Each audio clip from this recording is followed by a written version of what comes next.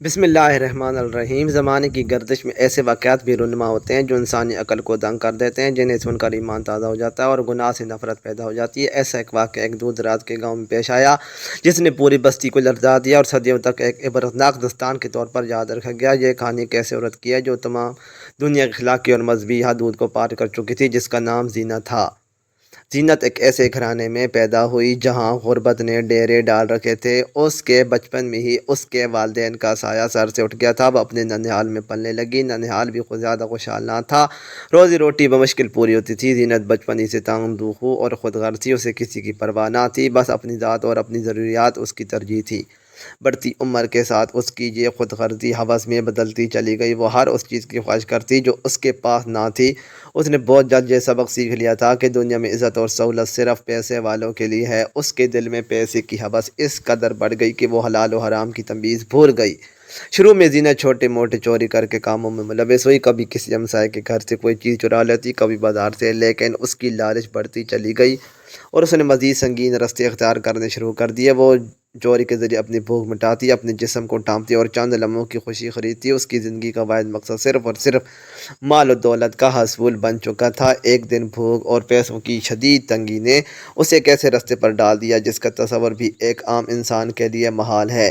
وہ گاؤں کے قبرستان کے قریب سے گزر رہی تھی جو حال ہی میں ایک امیر تاجر کی تدفین ہوئی تھی۔ اس تاجر کی لاش کو قیمتی ریشمی کفن میں لپیٹا گیا تھا۔ یہ بات پورے گاؤں میں مشہور تھی۔ زینت کے ذہن میں ایک شیطانی خیال آیا۔ اسے لگا یہ تو بیٹھا بٹھایا مال ہے، کوئی بھی اسے روکنے والا نہیں ہوگا۔ اس لمحے کی انسانیت اور خوف خدا بالکل ختم ہو چکے تھے۔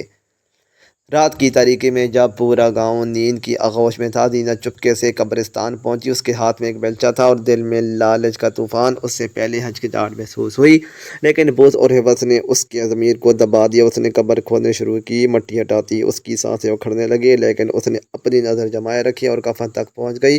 وہ کفن کھول کر ریشمی چادر اپنے ساتھ لے گئی۔ لاش کے چہرے کو دیکھ کر بھی اس کا دل نہیں پسیچا۔ اس نے یہ سوچا کہ یہ کیسا گناہ ہے کہ مردہ جسم سے کفن چوری کرنا۔ یہ اس کی پہلی کفن چوری تھی، لیکن آخری نہیں تھی۔ اس کے بعد زینت نے اسے اپنا پیشہ بنا لیا۔ وہ کبھی کی نئی قبر کو نہیں بخشتی تھی، خاص طور پر ان قبروں کو جن کے بارے میں اسے معلوم ہوتا تھا کہ مردے کو قیمتی کفن پہنا دیا گیا ہے۔ اس نے یہ کام اس قدر بے شرمی سے کیا کہ جلد ہی گاؤں میں کفن چورنے کے نام سے مشہور ہو گئی۔ لوگ اسے نفرت کرتے تھے، اس کے قریب آنے سے ڈرتے تھے۔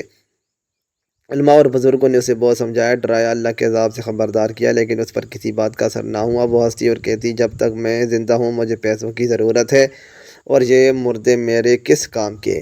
گاؤں کے لوگ اپنے مردوں کی بے حرمتی سے پریشان تھے۔ انہوں نے قبرستان میں چوکیداری کا انتظام کیا، لیکن زینت اتنی چالاک ہو چکی تھی کہ وہ چوکیدار کی آنکھوں میں دھول جھونک کر اپنا کام کر جاتی تھی۔ جب کوئی قبر نہیں کھدتی، گاؤں والے کو اگلے دن یہ خوف ہوتا کہ اس میں کفن غائب ہو جائے گا۔ کچھ لوگ اسے بددعا دیتے، کچھ اس کے لیے ہدایت کی دعا کرتے، لیکن زینت اپنی دھن میں مگن تھی۔ وہ جانتی تھی کہ یہ ایک گھناؤنا کام ہے، لیکن دنیاوی ضرورتوں نے اسے اس قدر اندھا کر دیا تھا کہ اسے اپنے انجام کی کوئی پرواہ نہ تھی۔ اس نے اپنے دل پر ایک موٹی چادر چڑھائی ہوئی تھی جس پر خوف خدا کا کوئی اثر نہ تھا۔ ایک غیر معمولی موت اور خوفناک آوازیں۔ زینت اپنی ساری زندگی اس طرح گناہ اور لالچ میں گزار دی۔ وہ کبھی توبہ کے قریب نہ آئی، نہ کبھی اسے اپنے کیے پر پچھتاوا ہوا۔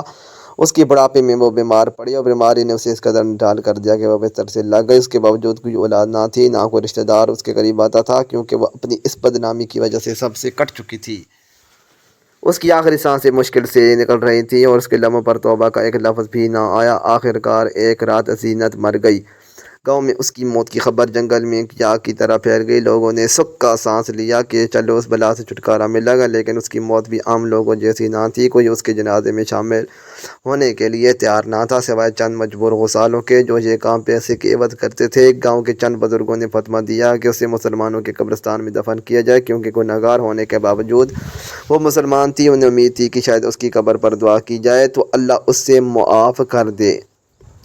غسالوں نے اسے جلدی غسل دیا اور اس کی تجہیز و تکفین کی۔ انہیں یہ بھی کام کرتے ہوئے خوف محسوس ہو رہا تھا، کیونکہ وہ اس کی بدنامی سے واقف تھے۔ انہوں نے اسے سب سے الگ تھلگ قبرستان کے ایک ویران کونے میں دفن کیا، جہاں کوئی آسانی سے نہ جائے۔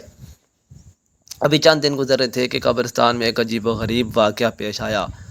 رات کے سناٹے میں جہاں ہر طرف خاموشی چھائی ہوئی تھی، زینت کی قبر سے عجیب و غریب آوازیں آنے لگی۔ یہ چیخیں تھیں دل دہلا دینے والی، تکلیف اور اذیت سے بھری ہوئی۔ گاؤں کے لوگ جو قبرستان کے قریب رہتے تھے ان آوازوں کو سن کر لرز اٹھتے تھے۔ ابتدا میں لوگوں نے سوچا شاید ان کا وہم ہے یا کوئی جانوروں کی آوازیں ہیں، لیکن جب یہ آوازیں ہر رات مستقل آنا شروع ہو گئیں تو خوف و ہراس پھیل گیا۔ رات کے وقت کوئی بھی قبرستان کی طرف جانے کی ہمت نہیں کرتا تھا۔ بچوں نے گھروں سے نکلنا چھوڑ دیا، خواتین نے مغرب کے بعد گھروں کے دروازے بند کر لیے۔ یہ آوازیں اس کا دروازہ اور لذا خیز تھیں کہ جو بھی سنتا اس کی روح کانپ پڑتی۔ وہ آوازیں چیخوں کی تھیں، ہائے ہائے کی تھیں، اور کبھی کبھی تو ایسا لگتا تھا جیسے کوئی شخص اپنی جان کنی کی حالت میں کرا رہا ہو۔ گاؤں کے امام مسجد مولانا عبدالرحیم ایک نیک اور پرہیزگار عالم تھے۔ وہ صورتحال سے بہت پریشان ہوئے۔ انہوں نے لوگوں کو تسلی دی کہ یہ اللہ تعالیٰ کی طرف سے کوئی نشانی ہو سکتی ہے اور ہمیں اس پر غور کرنا چاہیے۔ انہوں نے خود رات کے وقت قبرستان کے قریب جا کر ان آوازوں کو سنا، اور وہ بھی یہ سن کر لرز اٹھے۔ انہیں یقین ہو گیا کہ یہ کوئی عام بات نہیں ہے۔ مولانا عبدالرحیم نے فوری طور پر ارد گرد کے علاقوں سے کچھ نامور علماء اور فقہا کو بلانے کا فیصلہ کیا۔ انہوں نے سوچا کہ یہ کوئی معمولی معاملہ نہیں ہے، اس کی تحقیق لازمی ہے۔ گاؤں کے لوگ بھی خوفزدہ تھے اور چاہتے تھے کہ اس معاملے کو حل کیا جائے۔ چند دن بعد علاقے کے چوٹی کے علماء، جن میں قاضی شہر، مفتی اعظم اور کئی جید مدرسین بھی شامل تھے، گاؤں پہنچے۔ انہوں نے صورتحال کا جائزہ لیا اور ان آوازوں کو سنا۔ ہر کوئی حیران تھا اور ایسی خوفناک صورتحال پہلے کبھی نہیں دیکھی تھی۔ علماء نے فیصلہ کیا کہ اس قبر کو کھود کر تحقیق کی جائے۔ حالانکہ اسلام میں کسی کی قبر کو بلا وجہ کھودنا سخت منع ہے، لیکن یہ ایک غیر معمولی معاملہ تھا اور علماء نے اسے عبرت کے لیے جائز قرار دیا۔ انہوں نے گاؤں کے چند طاقتور اور بہادر جوانوں کو اپنے ساتھ لیا اور رات کے وقت قبرستان کی طرف روانہ ہوئے۔ پورا گاؤں اپنی چھتوں اور دور سے اس منظر کو دیکھ رہا تھا۔ فضا میں تناؤ اور خوف طاری تھا۔ علماء نے قرآن مجید کی تلاوت شروع کی اور پھر جوانوں کو حکم دیا کہ وہ قبر کھودنا شروع کر دیں۔ بیچ مٹی میں پڑتے اندر سے چیخوں کی شدت میں اضافہ ہو گیا۔ وادی اس قدر دلخراش تھی کہ کام کرنے والے جوان بھی ڈرنے لگے۔ علماء انہیں حوصلہ دیتے رہے اور اللہ کا نام لیتے رہے۔ جب قبر کچھ گہری ہوئی اور کفن تک رسائی ممکن ہوئی تو ایک ایسا منظر سامنے آیا جس نے سب کے رونگٹے کھڑے کر دیے۔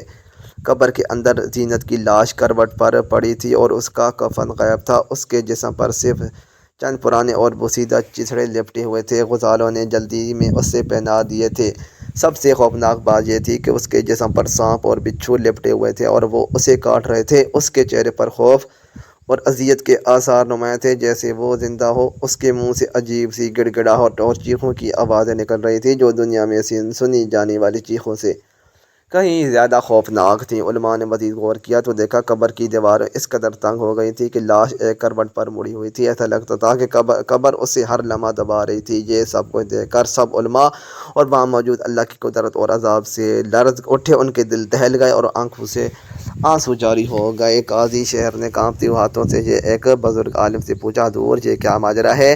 میں نے ایسی کیفیت کبھی نہیں دیکھی۔ بزرگ عالم نے گہری سانس لے کر کہا، بیٹا یہ قبر کا عذاب ہے اور اس عورت کے گناہوں کی سزا ہے۔ اس نے اپنی زندگی میں جو گناہ کیے ان کی قیمت اب اسے قبر میں چکانی پڑ رہی ہے۔ یہ عذاب کسی ایک گناہ کی وجہ سے نہیں بلکہ کئی گناہوں کا مجموعہ ہے۔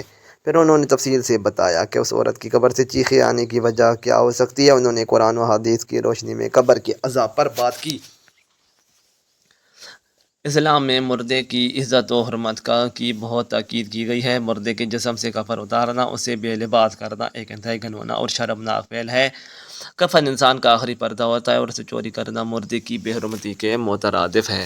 قرآن و حدیث میں واضح طور پر کہا گیا ہے کہ مردے کی بے حرمتی کرنے والے پر اللہ کا عذاب ہوتا ہے۔ جو شخص میت کو بے حرمت کرتا ہے اللہ اسے دنیا و آخرت میں رسوا کرتا ہے۔ کفن چوری صرف ایک مالی چوری نہیں بلکہ یہ میت کی روح اور اس کے ورثاء کے جذبات کو بھی مجروح کرنے کے مترادف ہے۔ یہ عمل اسلامی اخلاقیات کے بالکل خلاف ہے۔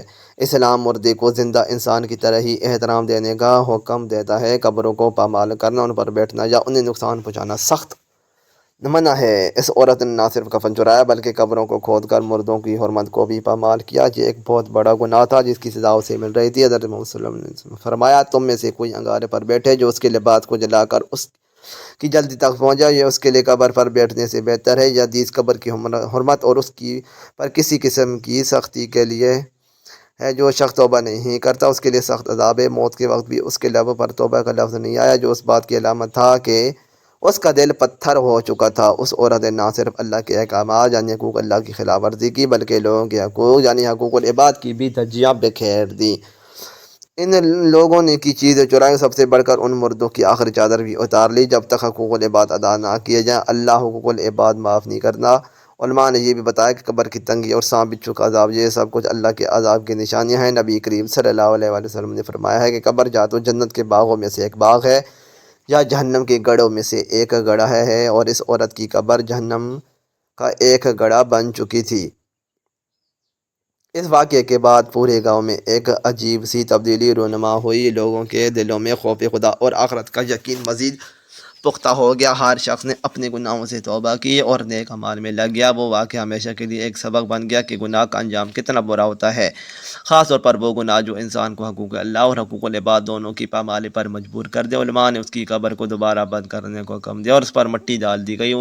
انہوں نے لوگوں کی تلقین کی کہ وہ اس واقعے سے عبرت حاصل کریں اور ہمیشہ اپنے رب سے ڈرتے رہیں۔ لوگوں نے زینت کی قبر کے اوپر ایک چھوٹا سا پتھر رکھ دیا تاکہ اس سے یاد رکھا جائے، لیکن کوئی بھی اس قبر کے قریب نہیں جاتا تھا، نہ ہی اس پر فاتحہ پڑھتا تھا، سوائے اس کے کہ جب کوئی عالم وہاں سے گزرتا تو اللہ سے اس کے لیے دعا کرتا کہ یا اللہ اس سے معاف کر دے اور ہمیں اس سے عبرت دے۔ یہ واقعہ نسل در نسل بیان کیا جاتا رہا، خاص طور پر بچوں کو اس سے عبرت حاصل کریں اور گناہوں سے بچیں۔ یہ انہیں سمجھاتا تھا کہ موت ایک حقیقت ہے اور قبر آخرت کی پہلی منزل ہے، اگر اس منزل میں راحت نہ ملے تو آگے کی منزلیں اور بھی کٹھن ہوں گی۔ ان سے لوگوں کو یہ بھی سمجھ آئے کہ انسان اپنے کیے کا حساب دنیا میں ہی دینا شروع کر دیتا ہے اور آخرت کا عذاب اس سے کہیں زیادہ شدید ہوتا ہے۔ اس کہانی میں ایک یہ بھی پیغام ہے کہ اللہ تعالیٰ بہت غفور الرحیم ہے، لیکن وہ ظالموں اور گناہ گاروں کو مہلت دیتا ہے، ان کا گلا نہیں کھولتا۔ لیکن جب کوئی شخص توبہ کا دروازہ بند کر لیتا ہے اور گناہوں میں حد سے بڑھ جاتا ہے تو بس پھر اس کی پکڑ بھی شدید ہوتی ہے۔ زینت کی کہانی اللہ تعالیٰ کے عدل کی ایک نشانی بن گئی، جس نے لوگوں کو خبردار کیا کہ نیک اعمال کرو، اپنے رب سے ڈرو اور مردوں کی عزت و حرمت کا خیال رکھو۔ دنیا فانی ہے اور حقیقی زندگی آخرت ہے۔ آج بھی جب اس گاؤں میں قبر کی حرمتی یا کسی چوری کی بات ہوتی ہے تو لوگ فوراً کفر چور عورت کی کہانی سنانا شروع کر دیتے ہیں تاکہ ہر ایک کو یہ یاد رہے کہ کسی بھی گناہ کا انجام کتنا بھیانک ہو سکتا ہے، خاص طور پر مردوں کی حرمتی ایک ایسا جرم ہے جس کی سزا دنیا میں ہی ملنا شروع ہو جاتی ہے اور آخرت کا عذاب اس سے کہیں زیادہ ہے۔ اس واقعے نے لوگوں کے دلوں میں آخرت کا خوف راسخ کر دیا اور انہیں گناہوں سے توبہ کرنے کی ترغیب دی۔ مزید اچھی ویڈیوز کے لیے چینل کو سبسکرائب کریں، ویڈیو کو لائک اور شیئر کرنا نہ بھولیں۔ شکریہ۔